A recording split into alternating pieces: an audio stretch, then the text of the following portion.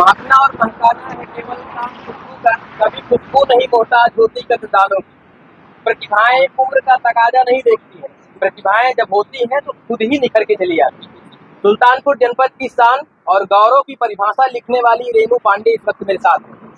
रेणु पांडे एक गृहिणी है, मात्र और मात्र एक गृहिणी, और इस छोटे से कुनबे से निकल करके इन्होंने मुंबई तक का सफर तय किया है।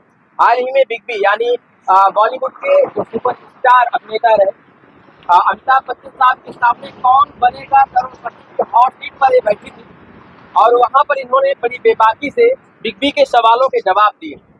बात प्राइज की नहीं होती है कि आप कितना जीते हैं, बात इस बात की होती है कि आप पूरा मान सम्मान सुल्तानपुर का अपने हथेली पर रखकर मुंबई तक का सफर। आप लोगों का धन्यवाद। सबसे पहले तो आप उतना लंबा सफर तय करके आई हैं जी। पूरी टीम की तरफ से आपको बहुत शुभकामनाएं। और बस मैं ये जानना चाहता हूँ कि पहला सवाल छोटा सा मेरा है कि कैसे वहां तक आप सफर तय कर, कैसे सफर तय के लिए, मतलब जो प्रोसेस होता है उनका टीवी देख के रजिस्ट्रेशन से शुरू किया, और कुछ ऊपर वाले के हाथ में, कुछ किस्मत, और कुछ तो भाई उनके 5 इंटरव्यू राउंड्स होते हैं, वो क्लियर करते करते वहां तक पहुंचे। वहां तक का सफर तो मान लीजिए ठीक ठाक था, लेकिन वो जो वहाँ मतलब फास्टेस्ट फिंगर से लेके सर के सामने तक बैठना, वो बहुत सबसे लंबी जर्नी वही रही है। कभी सोचा था आपने? नहीं सोचा तो कभी नहीं था। सपने तो मतलब जब से देख रही हूँ, पहला एपिसोड जब करोड़पति का देखा था, मेरी शादी भी नहीं थी, उसी दिन से जब उनको पहली बार वो शो देखा, इच्छा तो तभी से, भाई कोई भी देखेगा, हर भारतवासी के मन में ये सपना था कि उनके सामने बैठना, उनसे बात करना। प्राइज मनी तो चलिए, पैसे तो अपनी किस्मत की बात है, लेकिन उनका प्यार, उनका जो सम्मान, उनसे जो आपको रिस्पेक्ट मिली मुझे, वो शायद अतुलनीय, वो एक्सपीरियंस, वो अनुभव मैं बता ही नहीं सकती, शब्दों में बयान ही नहीं कर सकती। उनके सामने बैठना, और यहाँ मतलब देखिए मेरा परिवार है, अब इनके सामने मैं नहीं बैठ सकती, इनके सामने थोड़ा संकोच होता है। जेठ जी हैं, ननद जी हैं, इनके सामने मतलब एक डर ही सहमी रहती हूँ, लेकिन वो मतलब जैसे सदी के महानायक कहे जाते हैं, वो सच में वैसे हैं। उन्होंने इतना अनकंफर्टेबल मतलब कंफर्टेबल फील कराया मुझे, उनके सामने अगर आप बैठ जाते हैं, उनसे बातें करते हैं, मुझे तो ऐसा महसूस है जैसे मेरे पिता ही हैं।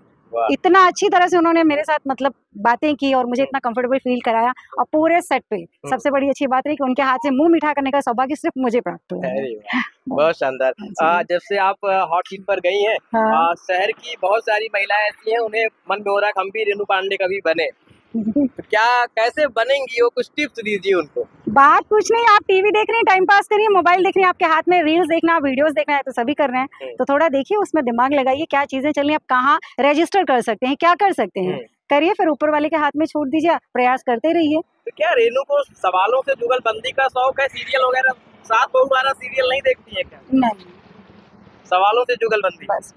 पढ़ाई, प्राथमिक शिक्षा कहाँ से? प्राथमिक शिक्षा मेरी पूरी पालन पोषण प्राथमिक से सब मुंबई से हुआ है। मुंबई से। पढ़ाई कहाँ तक किया? BSc graduation. पहला सवाल क्या था वहाँ? पहला सवाल तो उन्होंने मतलब ऐसे इंटरव्यू में लिया, अपने बारे में उन्होंने पूछा, मेरे बारे में पूरा पूछा, आप कहाँ से हैं, क्या करती हैं, किस तरह से, यही जैसे आप पूछ रहे हैं क्या शिक्षा प्राप्त की है, आप यहाँ आएंगी तो आपके सपने क्या हैं, आप कैसे आगे जो धनराशि जीतेंगी उनका क्या करेंगी, आपका पारिवारिक स्थिति कैसी है, यही सब पूछा गया था।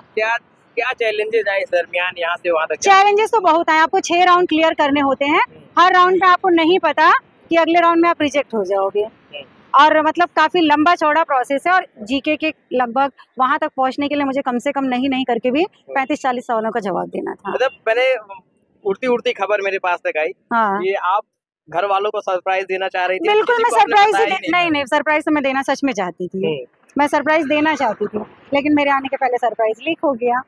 लोगों से पहले पता चला? हाँ, लोगों को 2 दिन पहले पता चला। सबसे पहले कब आपको पता चला कि आपकी बातें लोगों तक पहुंच गई है? सबसे पहले पता चला, मेरे पति ने मुझे फोन किया और सुबह बोले कि ये क्या बात हुई, ऐसा तो हमको बताया नहीं, और वहाँ क्या कर रहे हो, तब मुझे पता चला कि इन सब खबर फैली हुई है। आप सीधा टीवी पर दिखना चाह रही? हाँ, मैं वही दिखना चाह रही थी, सच में इच्छा तो वही थी कि मेरे परिवार वाले ये सब मुझे डायरेक्ट टीवी पे देखें और एकदम शॉक हो, सरप्राइज हो, जैसा मैं इनका रिएक्शन देखना चाहती थी कि मुझे वहाँ देख के ये कैसा रिएक्ट करते हैं। लेकिन भी आप मुंबई में ही रहती हैं? नहीं, मैं मुंबई में नहीं रहती, मैं 25 सालों से शादी होगी, मैं यहाँ रहती हूँ। आगे अभी भी कुछ बनना चाहता? अब मौका मिले तो कौन नहीं बनना चाहेगा, इच्छा तो बहुत है, पढ़ाई लिखाई का भी शौक है, करना तो बहुत कुछ चाहती थी, लेकिन अब अपनी परिस्थिति अपने घर में उलझ के रह गई, यही हूँ। बहुत शुक्रिया आपका। धन्यवाद।